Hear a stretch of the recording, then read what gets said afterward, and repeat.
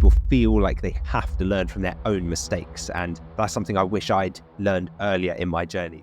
I think when people first start, you think, they almost limit themselves and they say, look, I've never done this before. I'll sell £30 products because surely they're easier to sell.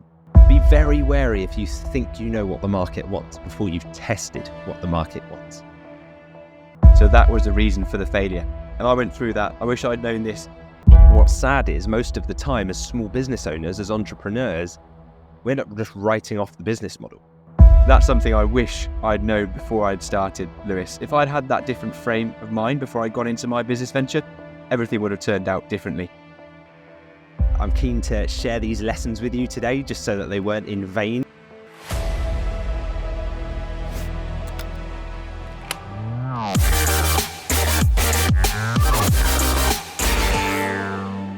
Welcome to the Dropship Unlocked podcast, your key to unlocking the secrets of high-ticket dropshipping. I'm Lewis Smith, founder of Dropship Unlocked, and with me is our client success coach, James Eardley. Now, when we're not recording podcast episodes, we're running our own e-commerce businesses and helping aspiring entrepreneurs launch their own high-ticket dropshipping businesses. So if you're ready to learn how to build your own 6 or even 7-figure business, pick up a copy of my book, The Home Turf Advantage, whether you're looking to replace your income or launch a side hustle. I wrote this book as a roadmap to help you launch a low-maintenance, high-profit e-commerce business that gives you the freedom to spend more time with your family, travel the world, and work on your own terms. Ready to join us? Visit htabook.com to get your copy today. Now sit back, relax, and let's unlock your potential with the Dropship Unlocked podcast. Today, we're going to be peeling back the curtain on some of the unspoken truths in dropshipping. Imagine if you had a perfect roadmap to success before you even started. Well, today, if you listen through to the end of this video, you'll be getting exactly that from Lewis. So he'll give you a roadmap to what he wished he knew before he started dropshipping. So I'm excited to dive into this one today. We're not just going to talk about tips either today. We want to talk about the massive success-driving, needle-moving things that Lewis wishes he knew to speed up his road to success. So, Lewis, are you ready to dive in? And we'll go straight in with the first one whenever you're ready. Absolutely, yeah. I'm keen to share these lessons with you today just so that they weren't in vain. The first thing I'd say is that product validation must be done before you start running ads, before you start thinking about making sales, because you can either find out whether a product will work before or after you start running ads to the product. And let me tell you from my own experience that one way is much more profitable and lucrative in the long term than the other. You can waste a lot of money if you start running ads to products that haven't been validated through a validation criteria system.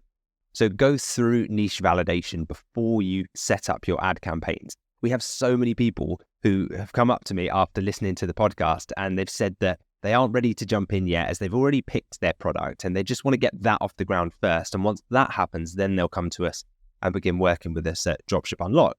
And I'm like, okay, good luck with it. I hope it goes well.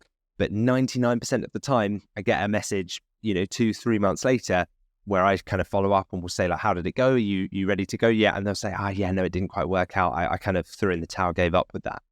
And so what happens when you break it down is they get all excited. They're ready to go. They want to be an entrepreneur.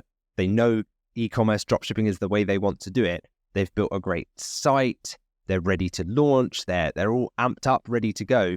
And sometimes they even find it really easy to sign suppliers as well, which they're kind of surprised about. And they think, I've signed suppliers. I've got everything ready. I've found all the moving parts.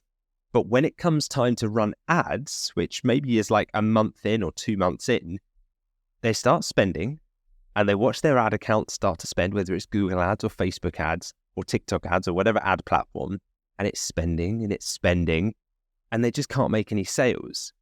But even sometimes what's worse is they do make some sales and it gives them like a sense of false hope, because when they do make sales, they're so few and far between and they're so unprofitable that it kind of masks the bigger problem that actually they're just losing money the whole time here. And the problematic thing here is that they're left scratching their heads afterwards because the ads don't tell you why they weren't working effectively. They'll just keep taking your money, these huge conglomerate multinational ad platforms. They'll just keep taking the money, right? So what's sad is most of the time as small business owners, as entrepreneurs, we end up just writing off the business model. because we kind of say, oh, well, I didn't work. You know, I threw maybe $5,000 in ads into it and it didn't work, you know? So anyway, back to my old life, back to my old job, dreams crushed, you know, back to reality.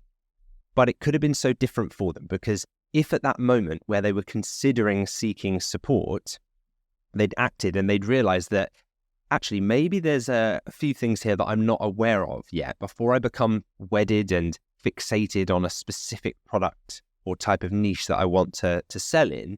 Maybe if, for example, with our 9-step niche validation system, if they'd have just put the ideas they had through that system, it would have allowed them to verify their niche, verify which products to sell before they even launched their store and considered running an ad or spending a penny on any paid marketing channel. And what that means is then later, when it comes time to running ads, they are set to make profitable sales once they launch. So it takes a lot of the guesswork and the pitfalls out of it. And just we see that time and time again. So I'd say that's lesson number one. And that knowledge is power, because as soon as you have that knowledge and you know that the failure was down to picking a product and sending traffic to those products before validating it, then you realize that it isn't just the whole business model that doesn't work. You can actually realize that it was just the products that you were trying to sell. You hadn't validated that they were going to be successful in the first place. So that was the reason for the failure. And I went through that. I wish I'd known this before I started, but I was so keen to start setting up an ad campaign and start selling that I just saw the first product I saw on AliExpress I knew I could get a decent margin on, which was only a £10 profit. And I just thought, well, great, I've got a product and I know that I can sell it. But I was just doing that based on a gut instinct. But now I know that if you want to make real money, and if you don't want to waste and spend thousands on ads, you need to do that research up front. And so that's definitely a lesson that I would also completely say that is a crucial one before you go into starting a dropshipping business. So what would you say is point number 2? Point number 2 would be that you can't force unpopular products onto a market.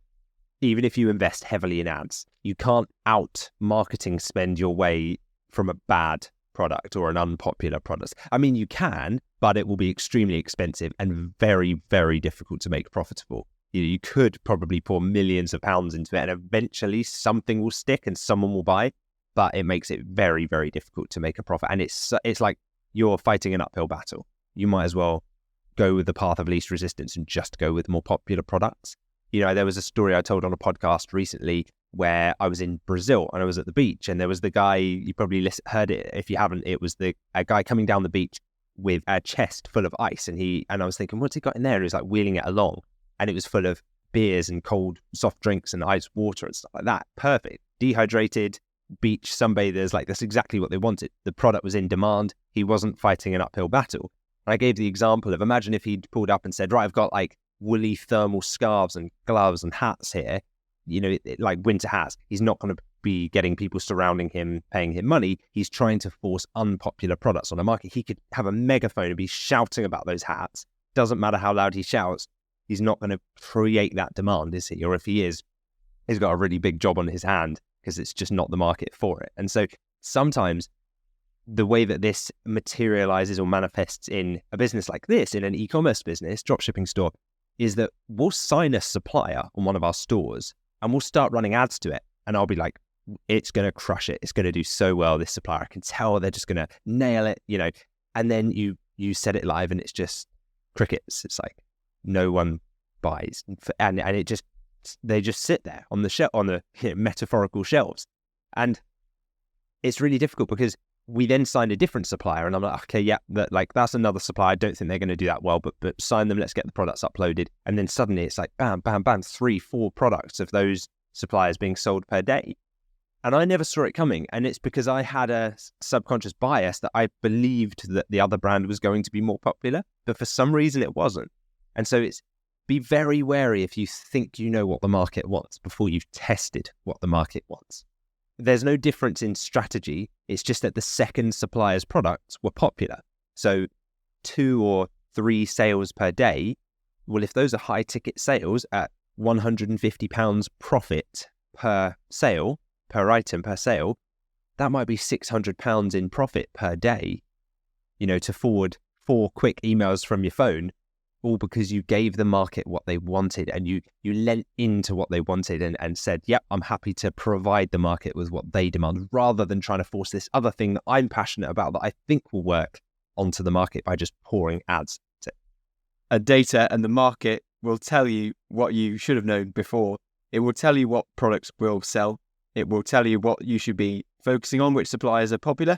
You can't really know that until you've got your ads up and running, or if you've done that niche validation criteria that we go through before choosing the products, and then you'll find out which suppliers to partner with that are making money for others already.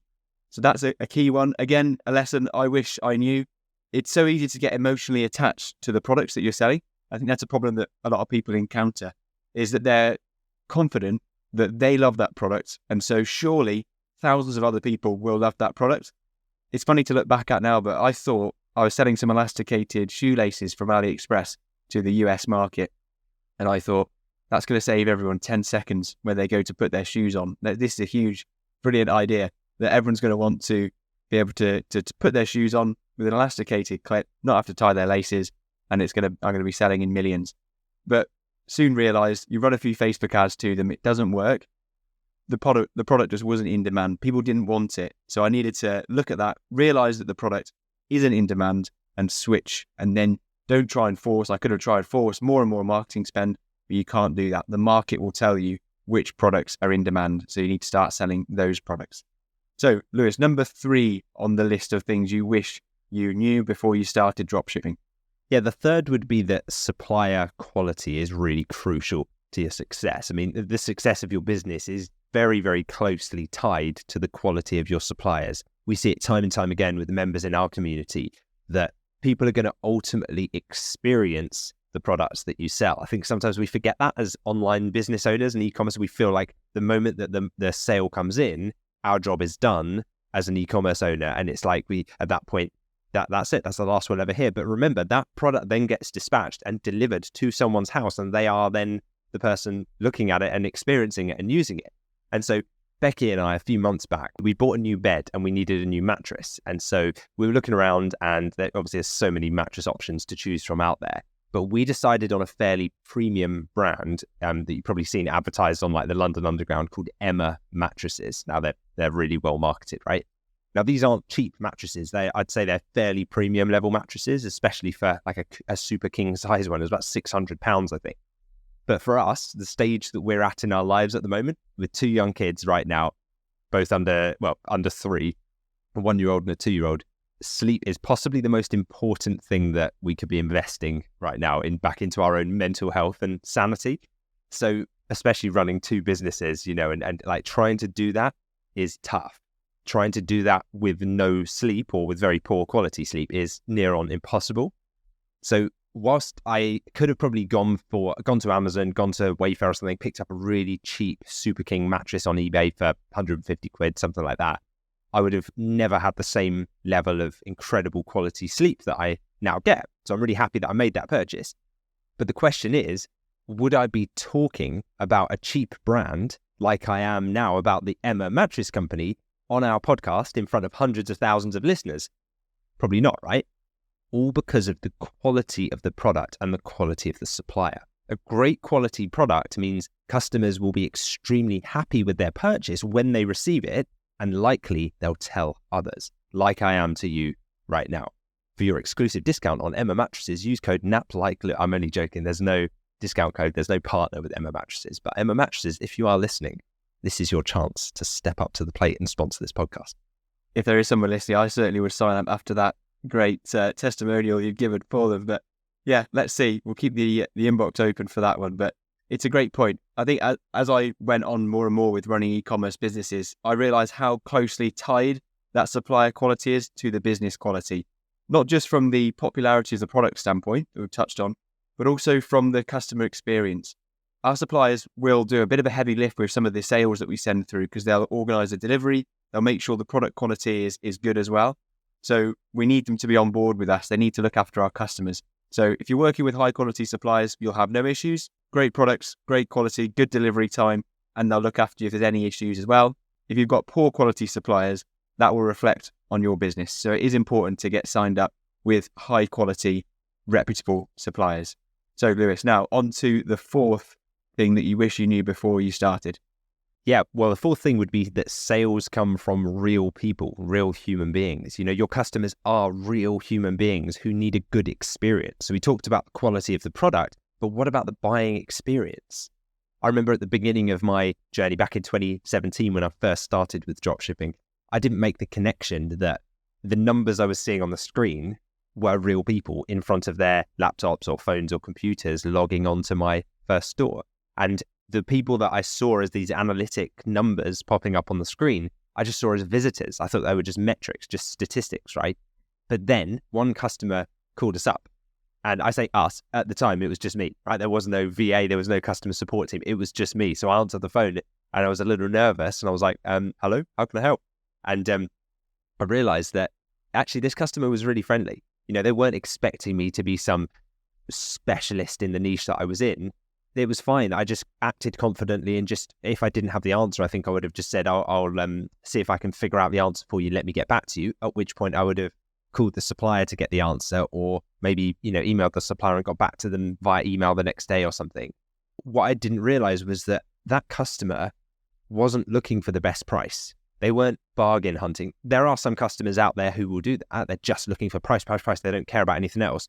But some customers actually are buying based on the best experience that they can get. And that customer went on to purchase within minutes afterwards. I sent them the link and then we created them a draft order, sent it to them, and then they just purchased it. And I realized, wow, we're actually not the cheapest retailer out there for that brand, because there are some other companies that are just trying to undercut and earn less profit, but to try and steal volume. And it was just interesting because I realized, okay, so it's not all about price. A big part of the value that we can add to customers, to suppliers, is the experience and the hand-holding and the guiding customers through the purchasing decision. That's what a lot of customers are looking for. And let me tell you from experience, those customers are probably the ones you'd want to deal with anyway, because they're the ones that are reasonable. They're the ones that are friendly, that will pick up the phone, that will have a chat, that are, not going to go and just leave bad reviews if there's an issue with like it being delayed by a day. They're understanding people generally. So they're the kind of people we want to deal with anyway. And so, yeah, enhancing the customer experience through great customer support on your store can really, really increase your sales. It does. And that all comes from realizing that they're real people on the other end of the laptop and they're not just numbers. But it is easy to start to think of people as numbers, and sales and conversion value and what does each customer mean to you and mean to your business. But if you realize they're normal people, that enhances the way you speak to them on your website, enhances the customer service you provide to them, also makes you care more about the product quality, the suppliers you work with. So that is a great lesson that I completely agree with as well. So on to the next point, Lewis. Yeah, the next point then, number 5, is that it takes the same effort to sell high value items as it does to sell low value items. Sounds simple, but so many people miss this and make life so much more difficult for themselves than it needs to be. We had one of our members of the masterclass, Suraj, recently on the podcast with us in a couple of episodes ago, and he shared the amazing story of his first sale. He goes out and runs these Spartan type races where it's like an outdoor tough mudder style assault course where you have to like crawl under barbed wire and you get electrocuted, and it's like one of these really intense races, right? And he said just as he was getting ready to go, because that's what he loves to do on a Saturday morning, I'll leave that on to you, Suraj. He put his phone in his glove box, and he said just as he checked it, the phone was in his glove box in his car, and he had a look, and he realized that he just made his first high ticket sale, and he couldn't believe it because it was I presume the profit on it was the equivalent of what he would have probably earned in his job at that time in a day, right? And he was just leaving to go for a run. And so that was an amazing realization for him, that it took him the same amount of time and effort and input to make that first sale and that amount of profit as it would have done for him to sell a 15 quid product and make £2 or £3 profit after all of the costs. Same effort, same time, same customer buying, but at the same cha-ching notification, hugely different levels of profit. And obviously, because it's high ticket that Suraj has gone with, in his first couple of months, he just told us on the last episode that he'd made £12,000 in sales, which is about £3,500 in profit in his first couple of months since joining the DSU Masterclass. So yeah, he couldn't believe that it took the same amount of effort to make his first few high ticket sales as it did for him to make low ticket sales, which he was doing prior to that. So same uploading of products, same ads, same click from a customer. It's just that you make a whole day's salary instead of just a few pounds.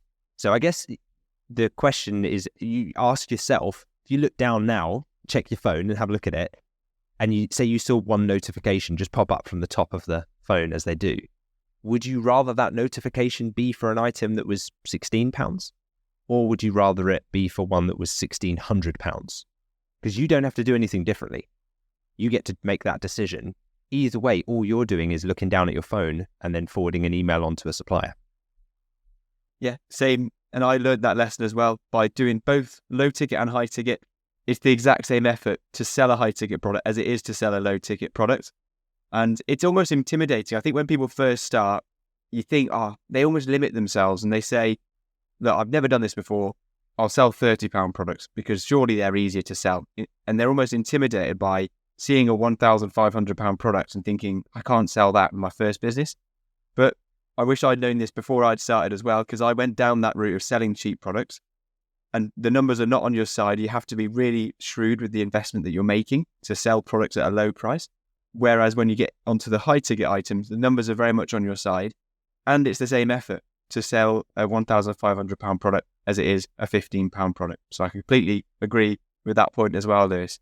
So on to the next point that you wish you'd known before you started. The next thing I wish I'd known when I first started was that the numbers are on our side when we choose high ticket dropshipping. It just gives you more margin for error, especially as a beginner. When you sell items for £2,000, to give it a nice round number example, if you're making 30% margin, that's £600 in profit on a single sale. Okay. Now, even if you mess up your ads, even if you follow nothing of what we teach in week 5 of our program and you just completely blow it with ads and you spend 50 quid or heaven forbid, you spend £100 to acquire a sale, you still made a net profit of £500 even after that £100 in ad spend. So 20 of those per month, even with that high ad spend of £100 per sale, even with that, you've still made £10,000 net profit per month with just 20 sales per month. So it just gives you so much more room for error. You can't do that with £15 products. You can't be spending £100 to acquire a £15 sale. And it's the numbers are on your side. You don't need to make anywhere near the level of sales that you would with low ticket products.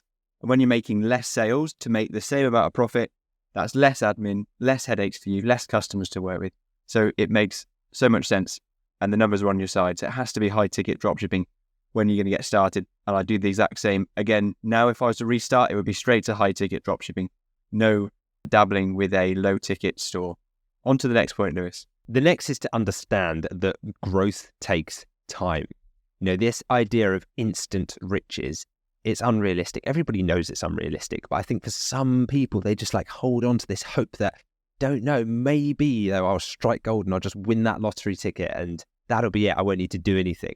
But actually, you wouldn't want it to be that way anyway, because if you can fall in love with the journey and the challenge of building, you realize that that's actually where the enjoyment and the fulfillment comes from. I've read hundreds of books, and I know you have as well throughout our entrepreneurial journeys, listened to hundreds, if not thousands of different podcast episodes, paid tens of thousands of pounds for programs, mentors, training, and I continue to do so even to this day. And it's because I understand that the work I'm putting in now, I might not see the results of that for 6 or even 12 months from now. But I know that if I take action now and have that delayed gratification and I continue my momentum, not worrying about where are the results from the work I did yesterday, knowing that eventually it will compound and it's a cumulative thing. And eventually it's a matter of when I will see those results, not if I'll see them.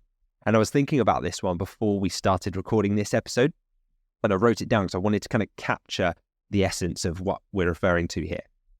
Many people choose to give up on their business dreams for the sake of immediate comfort. Ironically, signing up for a lifetime of 9-to-5 drudgery. It's a trap where they sacrifice not just their potential wealth, but the richness of life itself, all because they couldn't delay gratification. So in avoiding short-term challenges, they unwittingly chose the harder path, missing their only shot at true freedom. It's a really good point. I think it's a symptom of today's day and age. I think instant gratification is so easy to achieve now with phones, laptops, getting products the next day. And so we've almost wired ourselves to believe that anything you want to get will come quickly. And you can translate that to a business venture or anything that you go after. But if you allow yourself to delay gratification, understand that no matter what pursuit you take, there'll be some time, there'll be some work involved. If you go in with that mindset, you'll go through the challenges, you'll accept the setbacks as they come, and that will lead to inevitable success. I think it's a good point that you've raised there, Lewis. I certainly went into my first business expecting success within the first month, and that leads you to getting burnt out and to be annoyed and to be impatient. But allow things to take the time they take. You're on the right path. Once you know you're on the right direction, it doesn't matter about the time that it takes you to get to that goal, because you will inevitably achieve that once you know that there's going to be some time involved, going to be some work to get to the results that you want to achieve. So I'm glad you brought that one up, Lewis. On to the next point. I'm interested to see, we're on to the 8th point now, I believe. What would you say is number 8 on your list? Yeah, the 8th lesson that I wish I'd known was to invest in learning, not mistakes. You can learn from other people's mistakes. It's a much faster and cheaper and easier way to make it to the end point that you're trying to get to, because someone else has probably made the mistake that you're about to make.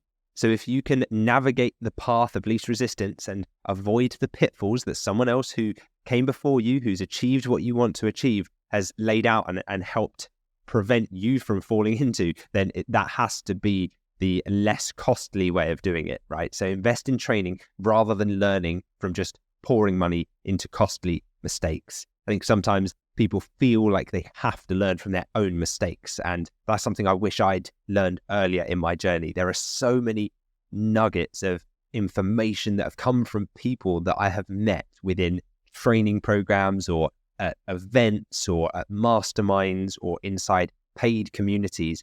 There's just something about getting around other people who take their own personal development seriously enough to invest in themselves. And it just, when those people get together, whether it be virtually in a room or in a community, it just helps everybody level up so much faster than those who just choose to go it alone, because they can only learn from their own mistakes. So they're limited in how fast they can even grow. So whether it's a new ad strategy that someone shares and they just kind of like share it with you off the cuff or in a DM, or they're just like, hey, have you heard about this? It's working really well for us. Why don't you try it? Or maybe it's a helpful contact. Maybe it's a supplier introduction that you would have never got otherwise, or potentially just a tip on boosting your conversions, an app that someone's using. By investing in your own development, it just forces you to keep your eyes peeled for the value, because you're constantly when you invest, you're like, okay, where's the value? I'm going to get as much of this as I can out of it. And you then start to see it everywhere around you. Yeah, I love that frame to look at it. You either invest in learning or you invest in mistakes. And I think it is just as binary as that. We hear all about the success stories all the time about how people went through series of mistakes before they got to the success that they now have and can celebrate. So mistakes are inevitable. So you need to decide whether you want to make the mistakes yourself or whether you want to save money but actually invest in learning so you can learn from other people's mistakes. That's something I wish I'd known before I'd started, Lewis. If I'd had that different frame of mind before I got into my business venture, everything would have turned out differently. I would have saved thousands that I wasted on poor quality Facebook ads, trying to sell products that weren't in demand. If I just learned and invested earlier, then I would have saved myself that. But I'm so glad I eventually did invest in training, because the community, as you say, it's electric to be around people that have the same goals as you. They're on the same journey. There's something so special about getting people together that are all pushing towards the same goal.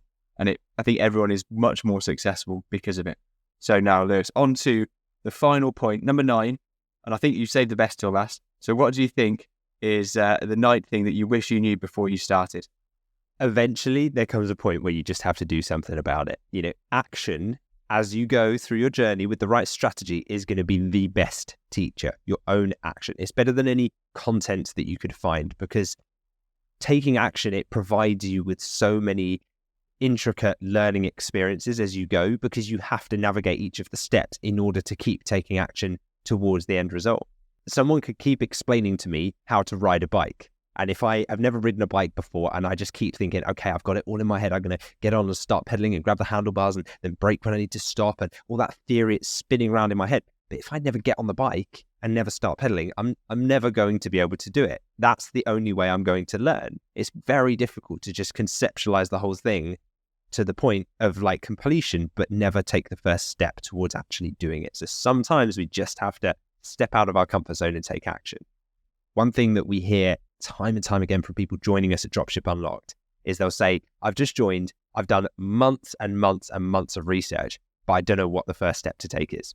So our aim when people first join us is to remove overwhelm and to just set you up on the right path from the beginning, to lay out the roadmap step by step so that you're not coming in bombarded with information. It's a very sequential step-by-step process to set yourself on the path to your own success story. A great starting point for this is my book, The Home Turf Advantage. I've laid this out into a sequential step-by-step process inside the book. It's a comprehensive guide to starting your own high-ticket dropshipping business. So if you're interested in that, head over to htabook.com. You can grab your copy there. And who knows, we might then be discussing your success story on an upcoming podcast episode soon. But until then, keep pushing forward, and remember, your entrepreneurial journey is just one decision away. Just a quick heads up, if you'd like to share your questions, stories, successes, or challenges, you can email us directly at podcast@dropshipunlocked.com. And you never know, we might even feature you on the next podcast episode. Also, if you want access to today's show notes or any of the resources we've mentioned in the episode today, then head over to dropshipunlocked.com/podcast. We also have a small favour to ask of you. If you enjoyed the show so far, you could take a minute to leave us a rating and review on your podcast platform of choice. You wouldn't believe how much your reviews help us grow the podcast. We'll even read out some of our favourites on the next episode. So if you want to be featured on the show, please do go ahead and leave us a review today. Thanks so much for your support. We really couldn't do it without you, and we absolutely love hearing what you think of the podcast. Now let's answer a question that we've had in from a listener. So thank you to Thaden for leaving a question after one of our recent YouTube videos of the podcast. So thank you for your question. I'll pitch it across to you now, Lewis. So Thaden has asked, in a lot of high-ticket niches, the products require installation or professional setup at the point of delivery. I'd be interested in hearing your thoughts regarding a strategy in these niches so that we can compete against these suppliers that can also install, because that will be the competition, surely. So they have the upper hand, surely, in terms of convenience and perceived value. So how do we compete with that? Yeah, thank you very much for your question, Thaden. So here's how it works. In high-ticket niches where products need professional setup, you've got options, even if your suppliers don't offer installation. Because if they do offer installation, then it's kind of all set for you. You don't even really have to deal with it. You can usually just upsell that as a service as well. If it's an option or if it's a mandatory thing, then that's just part of the way the supplier does business. Remember, the suppliers we work with often don't sell to customers directly themselves. So you won't be competing directly with the supplier. And any other retailers who are using that same supplier, you're on a level playing field, so you can compete on other things, other aspects, customer service, free accessories, better buying experiences. But if they don't offer professional setup, then you have got options. You could partner up with a third-party installation company, for example. They can do the job even under your brand, which is called white labeling. So this way you can provide installation services on your store. So you can even have an option like on the product page saying, do you need installation? And you can even add a little extra price onto their trade price that they charge you for profit as well, so that you are actually earning profit on the installations as well. And your customers get a seamless service because the product arrives, the installation company have liaised with the supplier or with you or with the customer, however you want to do it, so that they show up, they install it, and everything works seamlessly for the customer. You could also consider offering white glove delivery for those more upscale items. So if you're selling really premium stuff, this is all about giving your customers a luxury experience, delivering the product, setting it up in their home, unpackaging it, taking away the boxes, getting rid of the mess afterwards. That is something that many customers will be willing to pay more for as well. So while you focus on great customer service and smart marketing, these added services that you can incorporate into your offering eventually take care of themselves. And what they do is give your customers a really top-notch level of experience So it's really a win-win. It keeps your customers happy because they get a really good quality service, and you keep your products feeling premium and in demand as well. Thank you, Lewis. And thank you, Thaden, for your question. It is a great question. If you know that there's a niche out there that you're interested in, but it takes a lot of professional installation or setting up at home by a professional service, I wouldn't let that put you off at all. Go through the usual criteria and don't let that be a factor in putting you off selling those products. I sell products that need real professional installation, and actually they can be some of the best selling products for you. Because oftentimes supplier will have a setup already with an installation company, and you can just tag into that straight away. And if you can see that there's also other competitors that are selling those products, again, more proof that you can also do the same and create a really good quality customer service for your products that you're selling. So thank you, Lewis. And we're also going to highlight a listener review in the episode, which I love to hear and I love doing. And this review has also come in from Thaden. So he left the review as part of your question. And Thaden said, "Thank you both for continually providing quality content. I think it's underappreciated. The weekly podcasts keep me ignited and ensure I stay focused and on the right track." Wow, it's a double whammy from Thaden this week. Really appreciate the listener question and also the review. So thanks for that, Thaden. We really appreciate your review. It's great to hear that you've been appreciating the content as well. So we'll make sure we keep it coming weekly. Now, a quick question for you listening to us right now. How do you fancy contributing to the podcast as well? It's easy and we really appreciate it. So drop us a review on the podcast platform you're listening on. Or if you're watching on YouTube, leave us a quick comment. We'd love to highlight your thoughts in an upcoming episode. Also, ever thought about sharing the podcast? If you know someone who's perhaps toying with the idea of an e-commerce business or maybe just a side hustle, sharing this episode could be the gentle little nudge they needed. So help us spread the word and let's grow this community together.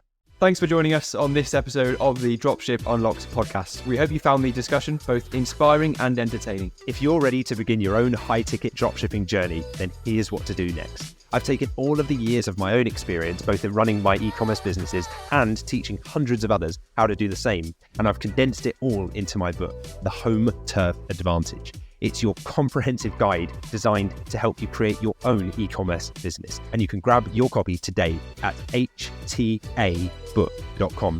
Stay connected by subscribing to the podcast. This way you'll never miss an episode packed with valuable insights. And if you enjoyed what you heard today, please leave us a review. Your feedback motivates us and we love sharing our favourite reviews on future episodes. And thank you for deciding to spend your time with us today. We really appreciate you and we look forward to sharing more high-ticket dropshipping insights with you on our next episode of the Dropship Unlocked podcast.